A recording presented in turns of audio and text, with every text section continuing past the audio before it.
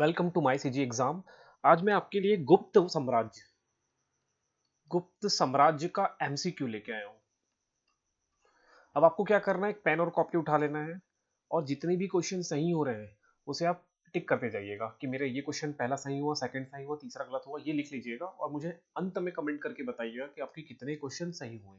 और ये जो मैं गुप्त साम्राज्य का एमसीक्यू लेके आया हूँ ये बहुत ही महत्वपूर्ण है।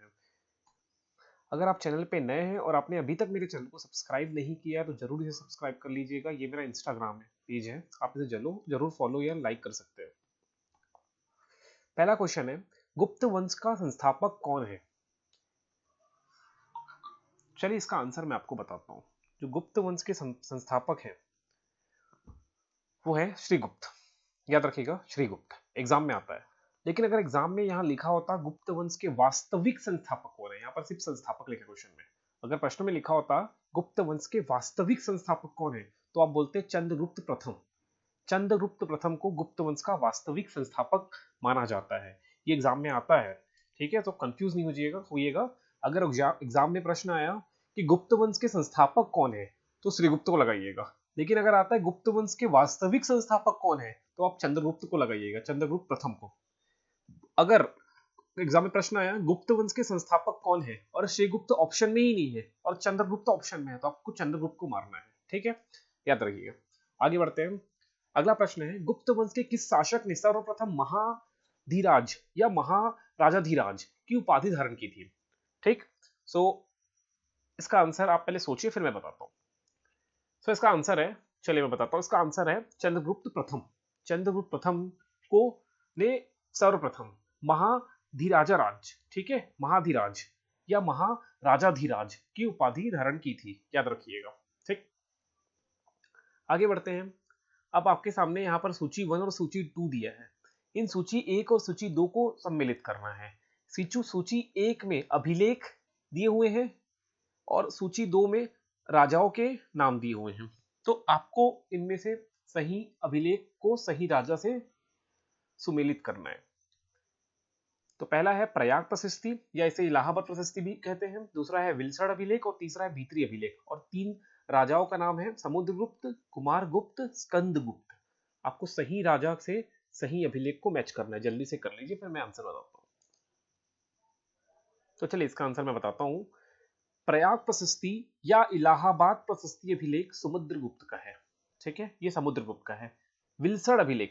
विलसड़ अभिलेख जो है वो कुमारगुप्त का है और भीतरी अभिलेख ये स्कंदगुप्त का है। तो याद रखना, तो इसका ऑप्शन हो जाएगा ऑप्शन ए।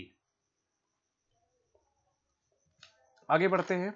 ये अभिलेख भी एग्जाम में आता है, बहुत महत्वपूर्ण है, इसको आप याद रखिएगा, बहुत ज्यादा महत्वपूर्ण है।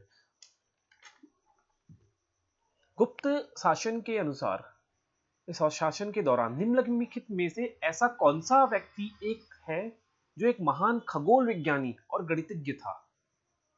गुप्त शासन के दौरान निम्नलिखित में से ऐसा कौन सा व्यक्ति है जो एक महान खगोल विज्ञानी और गणितज्ञ था? बहुत इंपॉर्टेंट है, जल्दी आंसर टिक कर लीजिए फिर मैं इसका आंसर बताता हूं। तो चलिए इसका आंसर मैं बताता हूं। इसका जो सही आंसर है वो है आर्यभट्ट, ठीक है। सो आर्यभट्ट जो है, जिसमें 2-3 क्वेश्चन आ सकता है। आर्यभट्ट किस शासन के दौरान या किस साम्राज्य के दौरान? तो गुप्त शासन के दौरान, पहला याद रखिए। दूसरा, ये खगोल विज्ञानी और गणितज्ञ थे। गणितज्ञ आप सभी को सामान्यतः पता होगा कि आर्यभट्ट गणितज्ञ थे, लेकिन वो खगोल विज्ञानी भी थे, ये आप याद रखिए। चलिए आगे बढ़ते हैं। गुप्त शासकों को गुप्त शासकों को की सरकारी या दरबारी भाषा कौन सी थी? तो चलिए इसका आंसर मैं बताता हूं। गुप्त शासकों की सरकारी या दरबारी भाषा संस्कृत थी, ठीक है, ये याद रखिएगा, संस्कृत इनकी सरकारी या दरबारी भाषा थी। आगे बढ़ते हैं। इतिहासकार वी ए स्मिथ ने किसकी विजयों से प्रभावित होकर उसे भारत का नेपोलियन कहकर पुकारा? भारत का नेपोलियन अत्यंत महत्वपूर्ण प्रश्न है, व्यापम पीएससी दोनों में आ चुका है। इसका आंसर होगा समुद्रगुप्त, याद रखिएगा, समुद्रगुप्त। आगे बढ़ते हैं। गुप्त वंश का वह राजा कौन था जिसने हुरों को भारत पर आक्रमण करने से रोका? तो चलिए इसका आंसर मैं बताता हूं। इसका आंसर है स्कंदगुप्त, याद रखना, ये एग्जाम में आया प्रश्न है, स्कंदगुप्त। गुप्त राजवंश किस लिए प्रसिद्ध था? तो ये ऑप्शन देख के लगेगा कि सब चीज के लिए गुप्त वंश प्रसिद्ध है। समुद्रगुप्त ने साम्राज्य का प्रसार किया तो साम्राज्यवाद भी आ जाएगा। साहित्य कार्यों का संरक्षण भी होता था। कला एवं स्थापत्य, तो इन ऑप्शन को देखने से अब इनमें सबसे बेस्ट ऑप्शन कौन है? तो सबसे बेस्ट ऑप्शन ए है, क्योंकि गुप्त राजवंश के दौरान या गुप्त शासकों ने कला एवं स्थापत्य पे बहुत ज्यादा ध्यान दिया, या ध्यान ना दिया हो तो उस समय ज्यादा अच्छे से स्थापत्य कला आपको दिखाई देते हैं। ठीक है, सो इसका आंसर होगा कला एवं स्थापत्य, ये याद रखना है आपको। अगला प्रश्न है, अजंता की कलाकृतियां किससे संबंधित है? हड़प्पा, मौर्य, बुद्ध, गुप्त काल। तो नो डाउट गुप्त के बारे में पढ़ रहे हैं तो गुप्त काल से होगा। अगला प्रश्न, कुछ विद्वानों के अनुसार कवि कालिदास किसके राजकवि थे? ये अत्यंत महत्वपूर्ण है। एक्चुअली मैं जितने क्वेश्चन लाया हूं ना वो बहुत महत्वपूर्ण है, सो आपको याद रखना है। अगर आपको पता है अच्छी बात है, अगर नहीं पता तो नोटबुक में वहीं पर नोट करिए, इसका आंसर ये होगा। तो चलिए मैं इसका आंसर बताता हूँ। इसका आंसर है चंद्रगुप्त द्वितीय विक्रमादित्य की उपाधि इन्होंने धारण की थी, इसे चंद्रगुप्त विक्रमादित्य के नाम से जाना जाता है। ठीक है, और इनके दरबार में ना नौ नौ रत्न निवास करते थे। ठीक है, उनमें से एक नवरत्न में से एक है कालिदास, ये याद रखना है। और कालिदास महान कवि थे। ठीक है, ये क्या है, महान कवि थे। और ये किसके दरबार में रहते थे? तो चंद्रगुप्त द्वितीय के दरबार में रहते थे। तो मैंने बताया कि चंद्रगुप्त द्वितीय या विक्रमादित्य के दरबार में नौ रत्न निवास करते थे, है ना। तो मैं नौ रत्नों के आपको नाम बता दूं फटाक से। कालिदास, धन्वंतरी, वेताल भट्ट, घटकरपर, वरामिहिर, छपड़क, अमरसी, शंकु और वररुचि। ये नौ के नौ आपको नाम याद रखने हैं, एग्जाम में किसी न किसी माध्यम से पूछा जा सकता है। ठीक है, मैं आगे बढ़ता हूँ। अजंता चित्रकारी का विषय वस्तु निम्नलिखित में से किससे संबंधित है? ये प्रश्न भी आता है। तो इसका आंसर हो जाएगा बौद्ध धर्म, याद रखिएगा, एग्जाम में आया वो प्रश्न है। नेक्स्ट क्वेश्चन है, उत्तर गुप्त में जो विश्वविद्यालय प्रसिद्ध हुआ वो कौन सा था? उत्तर गुप्त काल में। तो चलिए इसका आंसर बता दूं, इसका आंसर है नालंदा, याद रखिएगा, नालंदा विश्वविद्यालय। ठीक है, और नालंदा विश्वविद्यालय किनके शासन काल में प्रसिद्ध हुआ या विकास हुआ? ये भी एग्जाम में क्वेश्चन आता है, मैंने कल के एमसीक्यू में आपसे पूछा था। तो इसका आंसर कुमार गुप्त था। ठीक है, तो याद रखिए कुमार गुप्त के कार्यकाल में या उनके शासन काल में नालंदा विश्वविद्यालय का विकास हुआ। ठीक है, या स्थापना भी हुई, अगर एग्जाम में आता है तो आप कुमार गुप्त ही लेंगे। कुमार गुप्त के शासनकाल के दौरान नालंदा विश्वविद्यालय का स्थापना हुआ या विकास हुआ। ठीक है, याद रखिएगा। अगला प्रश्न है, एरण अभिलेख का संबंध किस शासक से है? एरण अभिलेख, ये भी एग्जाम में आया हुआ है, तो इसे आपको याद रखना है। एरण अभिलेख किस शासक? तो इसका आंसर होगा ऑप्शन डी, भानुगुप्त। ठीक है, तो इस एरण अभिलेख से एक और महत्वपूर्ण फैक्ट है, मैं वो बताते चलूं आपको। ठीक है, जो भानुगुप्त है ना, उनके दरबार में बोलूं या उनके एक साथी थे गोपराज, इनका नाम याद रखिएगा, गोपराज। गोपराज गोपराज ना हुड़ों के विरुद्ध लड़ते हुए मारे गए थे। गोपराज जो कि भानुगुप्त के दरबार में थे या उनके मित्र थे, ये गोपराज हुड़ों के विरुद्ध लड़ते हुए मारे गए थे। तो इनकी पत्नी ने क्या किया, सती धारण कर लिया।